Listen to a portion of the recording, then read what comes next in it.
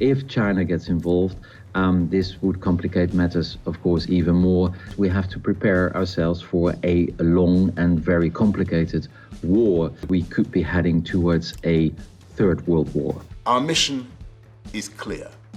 Diplomatically, politically, economically, and eventually militarily. And eventually militarily. And eventually militarily.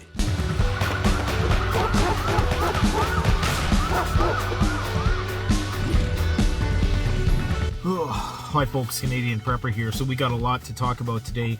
I got some information for you guys that I have to share. It is stuff you're not going to hear anywhere else. If you want to know what's coming next, stick around, watch this video to the end, because we are going to leave no stones unturned. I had the privilege of speaking to a retired high-ranking counterintelligence official today who reached out to me because they like what I do on the channel, okay? And I can tell you that within the first 1 minute of talking to this guy with all the acronyms and the military speak that he uses, you know he's the real deal. And I can tell you that the things that he told me were concerning. At the same time, they were also a little bit consoling, but I'm far more pessimistic. First off, we need to understand this is a fluid situation, and by the time this video is released, things probably will change. And I also want to offer my condolences to anybody, any victim of these bombardments and these battles that we're seeing right now in the Ukraine. My deepest condolences. When I make videos like I did with the normalcy bias 2 weeks ago, when it shows the pictures of the cars in the thumbnail, and that very thumbnail looked exactly like the scene out of the Ukraine this morning, it gives me a sense of vindication in a way as a prepper, knowing that I'm not insane, but at the same time, it's masked by sorrow. Okay, it's masked by this deep despondency and despair just about the world. This is not a poor me video. I'm not one of the hundreds of thousands of refugees, possibly millions of refugees, that are ultimately going to have to find a new life after this crisis. So my heart goes out to all those people impacted by this. Now, where to start here, guys? There's just so much stuff to talk about. Okay, so one of my gut is telling me right now that Putin is now the global boogeyman. Within the span of a month, we've went to having mostly amicable relations with Russia to them being, basically stricken with the worst kind of sanctions, which are going to cause huge economic devastation, although Russia is fairly self-reliant and sanctions don't really do a whole heck of a lot to nations that are self-reliant, but it's definitely going to impact them. But one of my greatest fears right now is that Putin is going to feel very isolated as the global boogeyman, and as a result of that, he could make some rash decisions. Russia's response will be immediate and lead you to such consequences that you have never faced in your history. Now, normally, Russian decision-making when it comes to military strategy is pretty calculated, okay? And this counterintelligence expert who I spoke to on the phone thinks that Russia is going to be very, very meticulous and surgical in their airstrikes in order to minimize the amount of civilian casualties, targeting only military installations, okay? Because the last thing you want is a Vietnam type situation. The more civilians you maim and kill, the more resistance fighters you're going to create.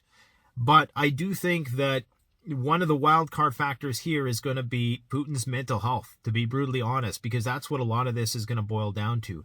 If NATO and the world, for that matter, keep painting him to be the boogeyman, and his own people as well, because, and rightly so, I mean, there's two sides to this story that not a lot of people have the patience to understand. I've tried to get both sides of the story. I know some people just are content with pointing fingers at one side or the other, but you're never going to fully comprehend the complexity of the situation if you're trying to get this in 5 minutes, because there's so much more to it, okay?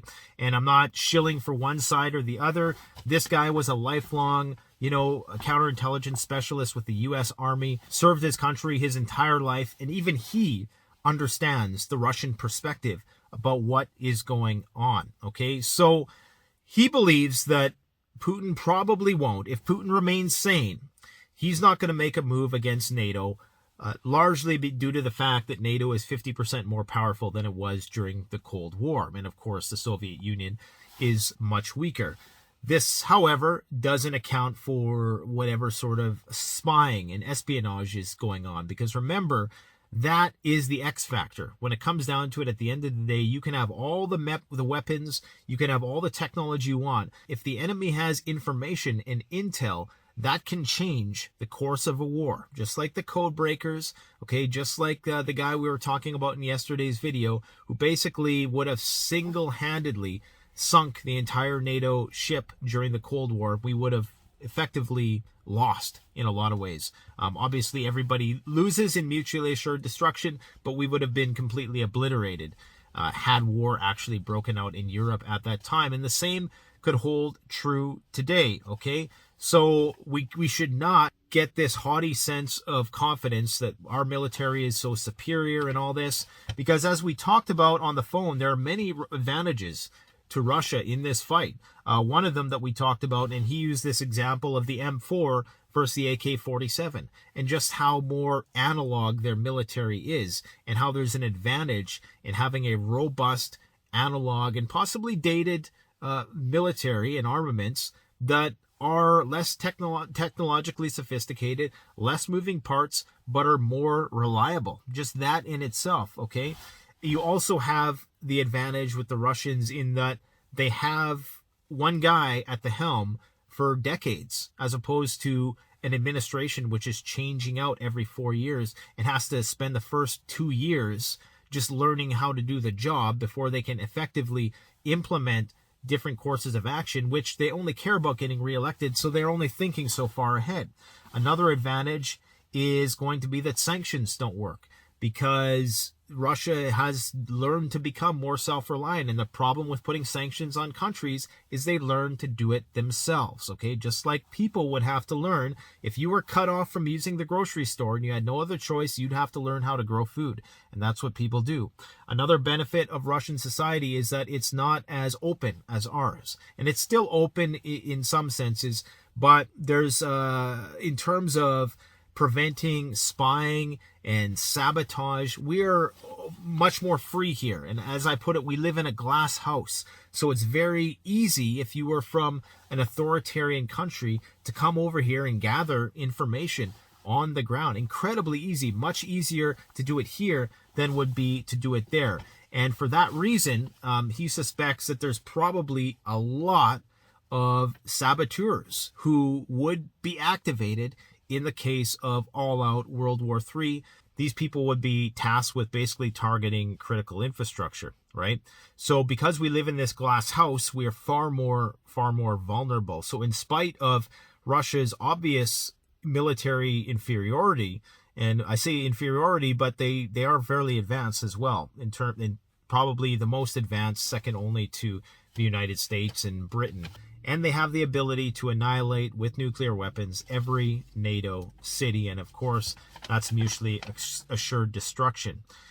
Now, the question that I had for him was, how would this potentially escalate beyond where it is now, beyond just the economic repercussions that we're all going to feel? The market, for some reason, today had a 6% spread in the NASDAQ. First, it was down by 3%. Then by the end of the day, it was up 3.7%.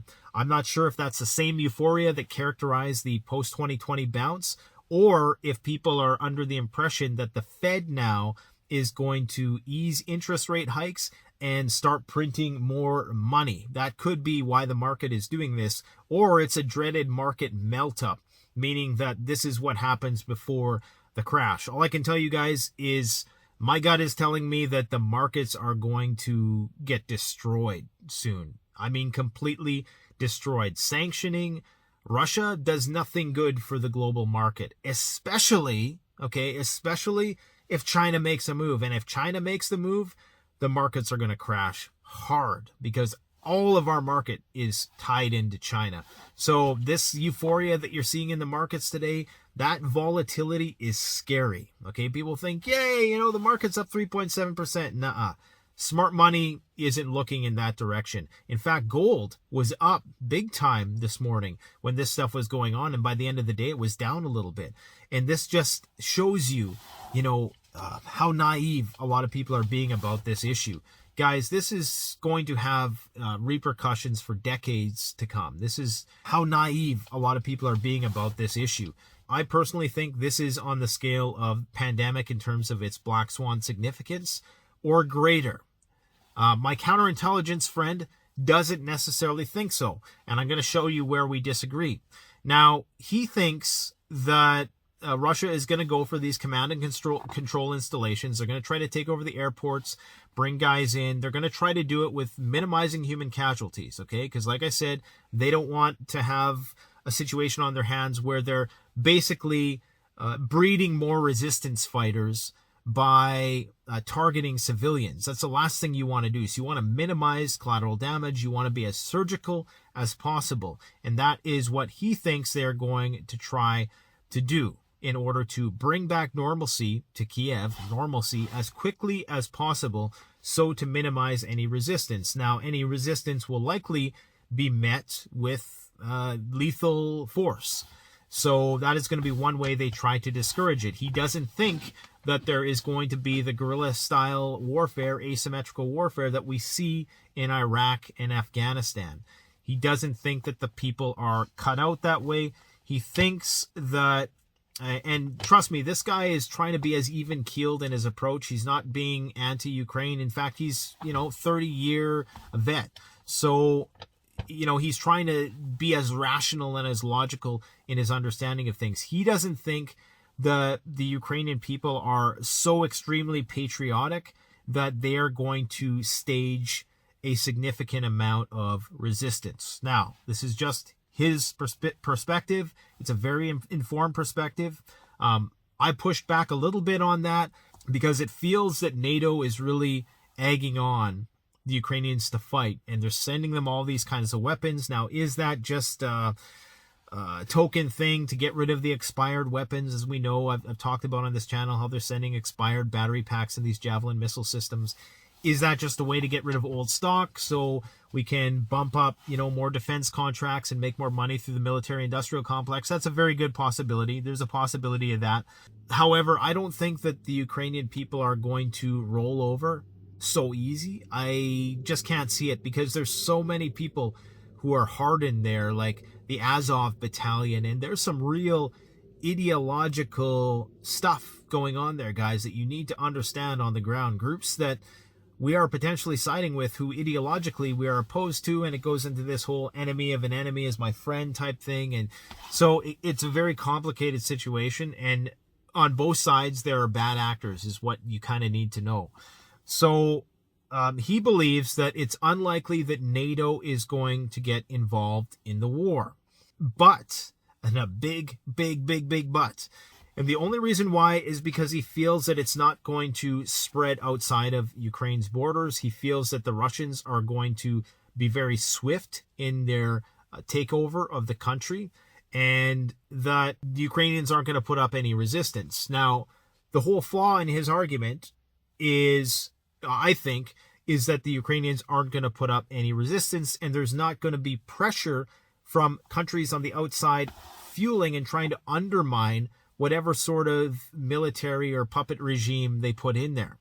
And I think that that's going to be a big problem. This is how you can get spillover into those other Eastern European countries who are a part of NATO, who, if attacked, whether intentional or not, and he thinks it wouldn't be intentional, I have to agree with him. I don't think Russia is intentionally going to attack NATO, because that would bring all of NATO into the fight directly against them. And of course, that ultimately ends up with nuclear annihilation for everybody. So it's not only Russia who has to be reserved if that happens, it's also NATO, right? NATO can't just, okay, one of our countries was attacked, so now we have to, jump in there and start fighting with Russia, because they know what the end game is going to be with that. So I think this is something that I didn't really talk with him on the phone about, and this is a common misnomer that NATO is just going to engage Russia when NATO gets attacked, or when some small country within NATO gets attacked, because they know what the end game is going to be. It could happen, however, that through some negligence, Russia oversteps a boundary here or there. A NATO plane gets shot down, or somebody within a NATO country gets shot down, and they retaliate. And they retaliate with equal or greater force, And that's how it starts to escalate. But there is one other X factor here that not a lot of people are talking about, and that is cyber. Okay? Cyber attack could potentially bring NATO into the fight, because if Russia or some bad actor who's trying to instigate a fight, because remember, there could be bad actors out there, maybe say China, North Korea, Iran, something like that, who want the United States to think that the Russians are attacking them, so that the United States unloads a massive cyber attack onto Russia. And that, of course, that's the start of the World War III. Okay, and this is one of my biggest concerns, is the cyber threat, is that it doesn't necessarily have to start on the level of kinetic. It doesn't have to be somebody from NATO who gets shot by a Russian soldier. It doesn't have to start that way. It could just start by some overflow effects of a cyber attack that Russia puts on either the Ukraine or a company maybe that does business with the Ukraine, or maybe there is a cyber attack on the US and they attribute it to Russia, because it takes time to, just because you're attacked, a lot of people don't realize it's very hard to triangulate and determine where a cyber attack came from. Usually if it's a significant one, it likely came from a nation state, but we likely would just presume it came from Russia. And then we are in a situation in which it's kind of like a first strike advantage with the nuclear. If you don't unload all your cyber gear in one whop, then you risk losing a lot of it and potentially losing the ability to launch a lot of those cyber attacks if the other person attacks first. So there's also a first strike advantage with cyber warfare. And the governments and the superpowers of the world have at their disposal the means to completely shut down, maybe not completely, but to severely disable a lot of critical infrastructure. I would encourage you to go watch the first 24 hours of cyber attack, the video that I made probably around a year ago, and that'll give you a sense of what it would look like. And it would not take long. And this individual I spoke to on the phone agrees with the perspective put forth in that video, that a cyber attack escalation would happen really, really fast. And before you know it, the power is out, your cell phone is not working, and you just don't know what is going on, period. And that's when it really gets scary, because that's when the whole fog of war becomes a real reality, and you're not even getting news broadcasts. And unless you have some kind of ham radio skills or shortwave radio, then you're really not going to know what is going on, and everything's going to go back to the local level, at least temporarily. Now, a lot of these cyber attacks are short-lived, but you do enough of them at the same time, and it can cause serious pandemonium, and just that in itself can create a societal unrest, which would cause leaders to do more rash things, and it just escalates from there. And there is a point where in the exchange of cyber attacks, it becomes kinetic. There is a point when a country says, okay, you've messed with our infrastructure too much. Now we are going to respond by targeting one of your control centers. And that's how it starts. Okay, so guys, it's going to get bad. It's going to get very bad. I regret to inform you. And I know some people, 70% of people will wait way too long to get prepared for what is coming. Now, with respect to China and Taiwan, he believes that China is going to do Taiwan within a month. Now, I don't know if I'd be that ambitious. I think there could be some major incursion. We did talk about the logistics of actually how an attack on Taiwan would look in terms of what the Chinese would need to bring to bear, what they would need. Obviously, they would just start launching missiles, taking out key military sites. There'd be an air attack, but eventually they need to get guys on the ground, okay? And they can send in paratroopers to Taiwan, but their purpose is just to hold a place long enough until they can be relieved by the ground forces, which would have to be brought in by sea. He doesn't think that China currently has the ability to get enough guys onto the island, basically, to control the country. However, we've seen how quickly, China can build skyscrapers in a day or two. And yeah, sure, they're maybe not going to stand that long. But when you're talking about a one and done invasion of a country, China could likely instantly mobilize troops within a week or two, I would say, if they really wanted to. It's just the Chinese efficiency, okay?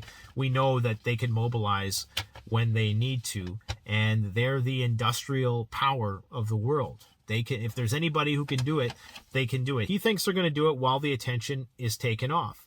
And then what he believes will happen is the Russians, and this is what I kind of propose as well, is that now that the world is occupied with China and Taiwan next month, or a couple months from now, say, or possibly tomorrow, we just don't know. Now that eyes are off what Russia is doing in the Ukraine, maybe they'll start pushing a bit more out on the Eastern Front. Maybe Russia will say, well, you know, we really don't like having this Latvia country breathing down our necks either. Maybe we'll just go in there for strictly political reasons, perhaps, because unlike Latvia, they don't have the resources that Ukraine has. Ukraine has grain. They have nuclear power plants. They have resources. We haven't even talked about the potential for another nuclear power plant situation to go bad. People are spreading this information about how Russia has taken over Chernobyl, or the Chernobyl power plant or something. And guys, they could care less about a dud power plant. I mean, that's, you know, I think that's the last thing on their list, is to take over a radiated wasteland. So anyways, guys, there's so much to talk about. I will keep you apprised. I don't do live streams just because I find they're way too speculative, and I like trying to pull as much information as I can in order to see what's going to happen next. I think that the markets are in for a rude awakening. I think that gold is probably going to the moon this year. I think that this war is going to get ugly. I sincerely think it's going to get ugly. I don't think it's just going to be like a Russian goes in there and takes over. This is a country of 41 million people who are being fed by Nato. So that's where me and this counterintelligence expert disagree. But I can tell you guys, this guy really knows his stuff. And if you're watching this video, I greatly appreciate your time and just sharing this information with me. I'm still amazed that people are willing to reach out to me. It's a great honor to me to know that people are watching me who are this smart. Okay, so thank you very much for dignifying this channel. I greatly appreciate it. Guys, stay prepped, stay ready. We have a lot of content that we've wanted to put out that is more practical, prepping related, but the timing just is not good right now to release anything but content related to what's going on, because this is the most pressing issue of our day. Thanks for watching, guys. Stay safe out there. Canadian Prepper out.